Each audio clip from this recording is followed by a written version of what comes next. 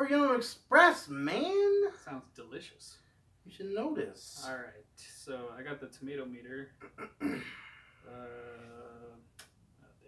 Let's do IMB. Sorry guys, we're getting our stuff together. Our life is very busy here. Murder on Orient Express. All right, guys. So your boy D Anthony, I'm my boy Don here, and we're Break Room Blitz. Yeah. And we got live YouTube, or what's it called, Facebook over here, and YouTube. So we went to go see Murder on Orient Express. Yes. And wow, we were very interested. You know, it's a murder mystery. You know, it's kind of like a Clue. Yeah, just like Clue. You know, and who done it with what? Right. You know, so I was like, well, I am ready to have my mind jumbled and challenged. Right. And yeah, it's gonna be like an intellectual like thriller. Like I'm gonna try to figure out who done it the whole time. It's gonna be twist over twist over twist. Yeah. So it is starring Kenneth Branagh. Kenneth Branagh? Branagh? Don't know. Penelope Cruz. Daisy Ridley. Johnny Depp. Michelle Pfeiffer. Judi Dench. We got Josh Gad, and I'm trying to get the only black dude in the movie's name here. See, he don't got that down, do we? Leslie Odom Jr. And we got a couple of other faces, but for the most part, and William Dafoe. So, you know what? Go ahead and go. What you thought? What you think about it? Let's just do the rundown. We're gonna do the rundown. I'm gonna tell you not to go see this movie first of all, because I'm just gonna straight up tell you that for a movie that is supposed to be all star cast, first of all, I think that they were all like not very utilized very well. I think it has to do something with the story, the way that it was written. The intellectual value, it just wasn't there. You know, I'm giving it a 1 out of 5 star. There's no rewatch value in it for me, and I was dozing off. You know, so he never dozes off. I never do, but I was just like, it was hard to keep my attention with this one. The very first introduction into the main detective dude shows us trying to like discover this one situation of a thief, and right off the bat I call it Scooby-Doo, because usually the dude that ends up hiring the guy is the one that did it and just tries to bring the heat off of himself. So they Scooby-Dooed us. Scooby-Dooby-Doo. It's very common. It's a cookie cutter storyline when they do these type of things. And that's where I'm at. So 1 out of 5. Yeah, 1 out of 5. The whole movie was just not all there for a mystery. It was pretty whack. It was disappointment. All right, so I'm gonna give it a 2 out of 5. There was some mystery to it. You know, I did, rattle my brain a little bit as far as like, who could it be? Who was the murderer? Like, I was like, who do you think is gonna die? Because we don't know who died. So we're like, who do you think is gonna die? Yeah. So we were trying to guess that. We were wrong. And we were like, okay, so who killed him? Yeah. And we definitely were wrong with that. Oh yeah. Or were we? So, but there is no real intellectual value, because it's not like a mind-blowing moment ever in the movie. You're just trying to predict what's going on. You're trying to say like, is this movie smarter than me? Right. That's the most mind-rattling you're gonna get at any point in this movie. I thought that the acting was really good. I thought that the actual detective was really cool. I thought he had a great personality. He had a great mustache that I'm like, that's definitely fake and never would be possible. But it was interesting. You know, he was a character. I did like that. I liked the other supporting actors. I thought that they did great.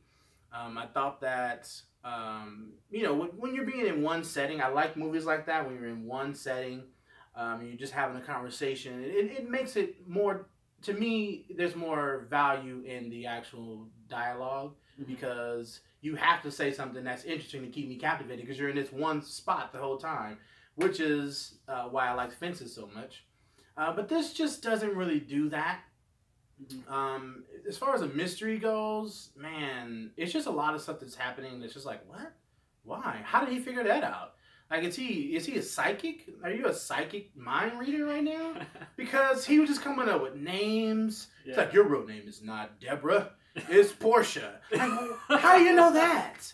Like, it was just like, they just like, you know what? It's just written that way. Don't worry about why. It's just how I wrote it. It didn't have anything to do with, like, I went through your bags, or I saw this paper fall out. I was talking to this old lady right here, and then she ended up mentioning your name. It was nothing like that. It was nothing that was as far as like a detective would do. Like, Batman would just murder this guy as far as like detective skills go. Oh yeah. Like, where he's actually doing research. This guy just coming up with stuff out of thin air. And I'm like, huh?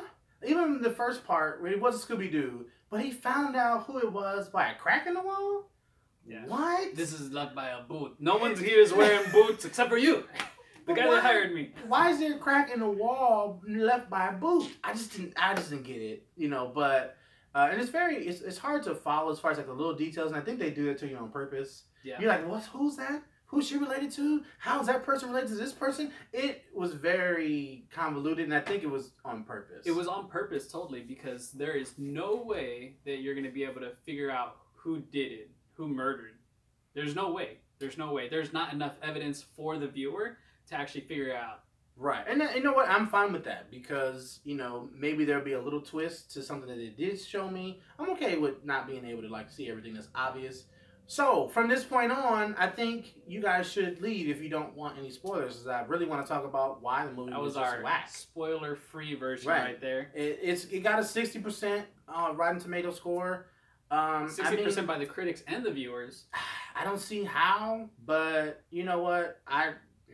There's so much better movie. Like Basic, it's a great murder mystery. You ever see Basic? No. Oh man, Basic, what a great murder mystery. With not Johnny Depp. What the hell is his name? Well, anyway, it's a great one. Just go ahead and look it up. Okay. It has a twist. It has very deceptive scenes, like, oh, did he do it? Or it's a very good version of a murder mystery. This is very lackluster. So when I see 60%, I'm like, what are they comparing it to? Right. Because that's all I could do. I compare it to other murder mystery movies that I've seen, and this just isn't it. But no. So that is spoiler free, okay? Now I'm gonna talk about what sucked about it. Okay? All right. Here we go. Right off the bat, like I said, the whole crack in the wall thing, I wasn't really feeling that, and it was Scooby-Doo. It was totally Scooby-Doo. Totally, and I thought that it was going to be Scooby-Doo again. That kind of sets the scene for, the movie, though. It's like, okay, well, you knew it was the guy that hired him. We got a Scooby-Doo scenario going on. And then, but going forward, it was just like... They didn't have to do that. It was, what I saw was, it was like I guess a catch or a hook, to get you kind of sucked in. Like, we gave you this easy one. He figured it out real quick. I figured it out real quick. It was the damn guy who hired him. Right. I got it. Yeah. But, so they give you that, give you something easy, and so then it gets your mind to think a certain way. Yeah. And then if you get your mind to think a certain way, it's kind of like, sleight of hand. Right. And they can do something different later on. So I figured they weren't going to do another Scooby-Doo, but it was a chance that it was. So I thought that it was going to be the manager or the owner of the train. Train operator, manager. Right, because I guess his company owned the train or whatever, and he was the only one that wasn't being investigated. And the thing about it, too, is when they introduce his character, he actually does say, I like you because you don't care anything about me and you don't judge me like that. Right. And you like me because, all that kind of stuff. And I'm a bad person. I don't care about you. You don't care about me, our backgrounds. And we get along just great. Right. And he was with a prostitute. Yeah. So he seemed kind of shady or whatnot. Yeah. But I will say that Johnny Depp's character was the most interesting out of all of them. He really was, actually. And the one thing I appreciate about his character is when he plays this gangster-esque role, he's played it before in a couple other movies, and he's just pretty solid with it. I've never seen him. I really like it. Besides him being goofy. So did one with, he played John Dillinger, and he was just this gangster that evaded cops and was very gangster around like that Oh, whole okay. time era. So it took me back to that. This was new to me. I like that. But he did have some of his little weird facial did. expressions in here in the beginning. He did. He just can't help it. Yeah. He just has to do some weird facial expression. But as far as like the dialogue that he had with the other characters, I thought it was great. I hate that he actually was the one that had to die. But I just didn't feel, I did not get the MO. I didn't feel that was his MO. So what they said was the reason why he was the one that died or was murdered was because he had kidnapped some girl and for ransom, and then he kills her. I'm like, I don't know. He seemed like a scumbag because his occupation was he sold antiques, and some of the stuff wasn't real. Right. Some was. So, he was a swindler. Yeah. But I don't see, like, kidnapping and killing babies. Like, it was a baby. It was a little girl, baby girl. I'm like, I just don't see that being his MO. For some ransom. But, because they didn't really show any, like, if they would have showed him, like, maybe murder someone in the back alley before he got on the train. Right. Then maybe. Yeah. But I just didn't think that was his MO. Right. I mean, it's hard to say. So I mean, that's what they gave us, though. That's a story that you gave me to work with, and just figuring out who had done it. For me, I thought it was going to be. They showed us like this one guy that was kicking ass in the bar before they even got on the train. I was like, okay, well, if the other guy was pretty obvious, this guy looks creepy as hell. Of course, it's going to be him. He was such a wasted character. He was a wasted character, and they didn't give him one line. He didn't say one word throughout the whole movie, and so I was like, as soon as he says something, he's in his. He did. He had a very bad acting part when he was like, "God damn it!" It was very bad. I'm like, really? Yeah. You didn't want to retake that at all? No, we're good. Man, it was a bad part. I'm like, man, that's a bad acting right there. But I just moved on because I'm just trying to find out who's the killer. Right. But he was a wasted character for sure. He should have been like the bully of the train or something like that. Oh, right, yeah. Like that's my issue. If they would have made the detective being more like his life was in danger more. Yeah. Then I really would have been like, oh my God, like, how's he going to figure this out? He's trying to figure it out. And save himself. Escape death. Yeah. But it didn't, he was just like, he kind of, his personality kind of like, he was the alpha dog on the train. Right. And nobody's investigating him, It's like, all right, everybody just automatically assumes that he's the detective, he's clear. And we have another, like, an undercover detective, William Dafoe's character, that was just so that never said, well, how can you prove your innocence? And they found the doggone, because I guess they found a uniform and a button or whatever, whatnot in the room. They found this, I guess the silky robe of the supposed killer in his own briefcase. Yeah. I'm like, so did they try to set him up? They never even explained why they put that in his own, in the detective's briefcase. I was like, man, this is just not good. So then, man,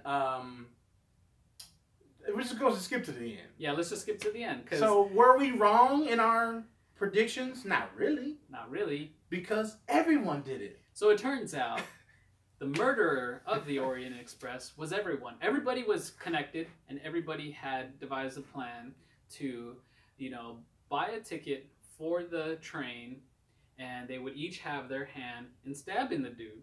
He had 12 knife stabs all across his body, and so one dude, well, they poisoned him. That's another thing.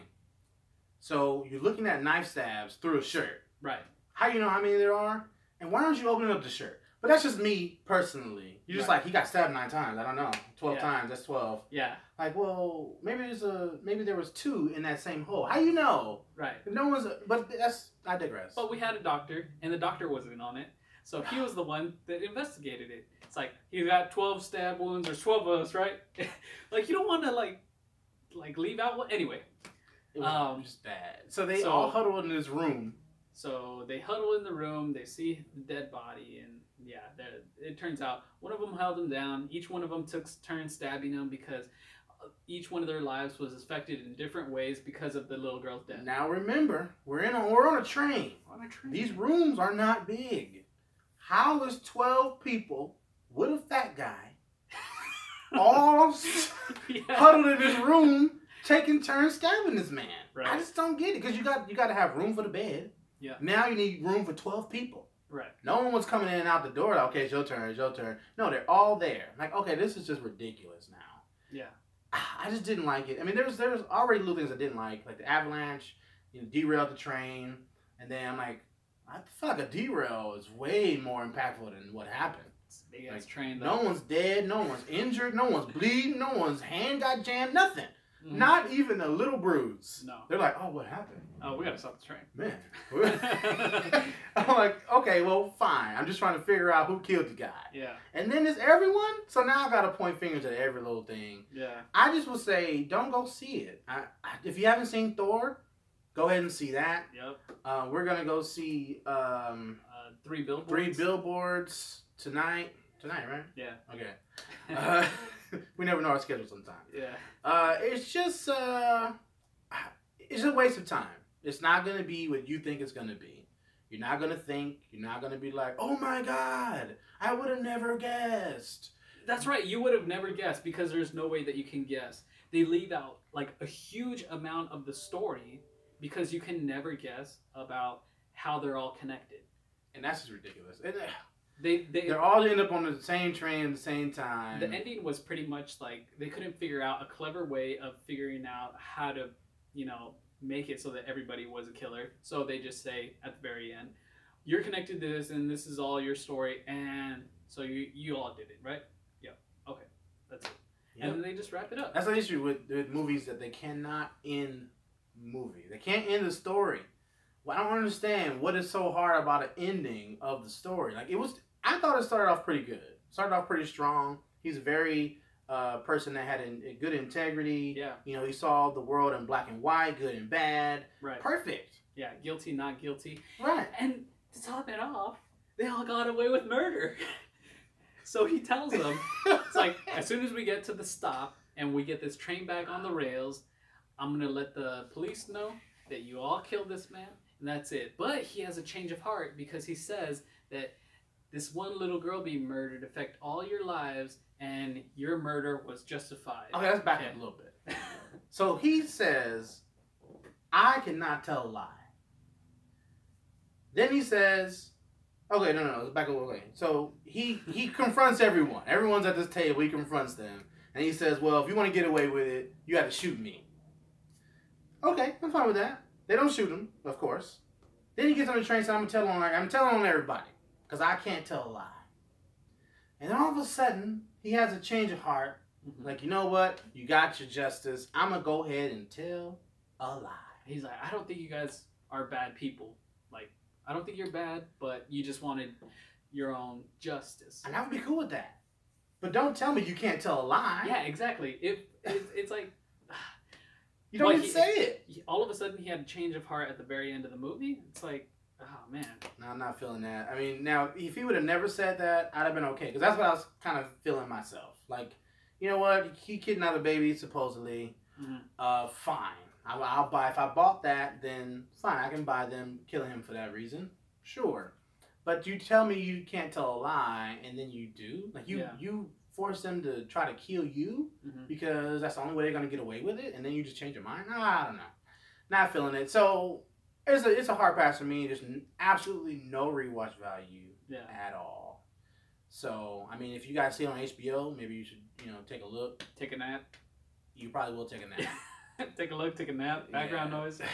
I don't know. Don't worry about it. Go ahead and pass it up this weekend. It's filler. See something else for sure. It's just a bunch of star actors that probably had to do this movie for free because they got a chance to do other movies.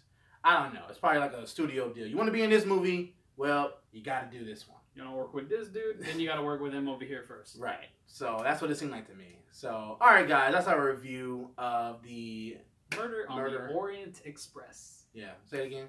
Murder on the Orient Express. There we go. I'm your boy, D'Anthony. Adan. And we're out, baby. Peace. Whack-ass movie. Whack, don't be giving me that.